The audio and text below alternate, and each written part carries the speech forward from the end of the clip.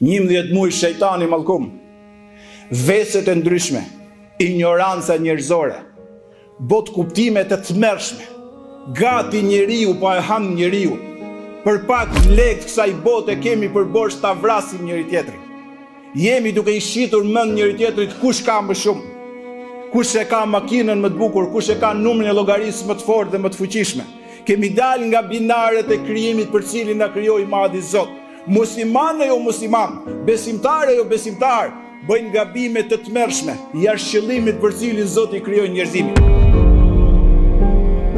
Lavdrohemi me i botë e cila nesër do të na divorcojë. Ne do ikim, ajo do mbesi, ne mbetemi qesharak. Vjen muji Ramazanit dhe na fut në esencën e jetës. Vjen muji Ramazan, unë s'do ta thoja këtë në një xhuma tjetër jashtë kësaj që është afër Ramazanit.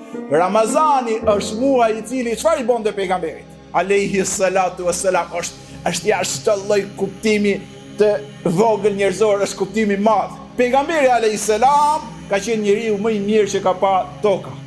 Por në Ramazan, thot Abdullah ibn Abbas ja transmeton, ka thonë, ishte Muhamedi alayhi salam ejwadun nas, më i miri i njerëzve.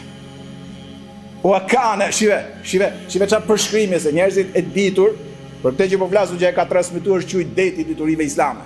Ka thonë, wa kana ejwad ma yakunu fi Ramadan. Tha njeriu më i mirë ishte pejgamberi, po sa shumë më i mirë ishte ai muaj të Ramazanit. Hine yelqahu Jibril, tha kur e takonte Jibrili çdo natë Ramazanit dhe ja mësonte atë Kur'anin. La ilaha illallah. Dilte pejgamberi nga takimi me Xhebrail Eminin si i dehur për të bërë mirë.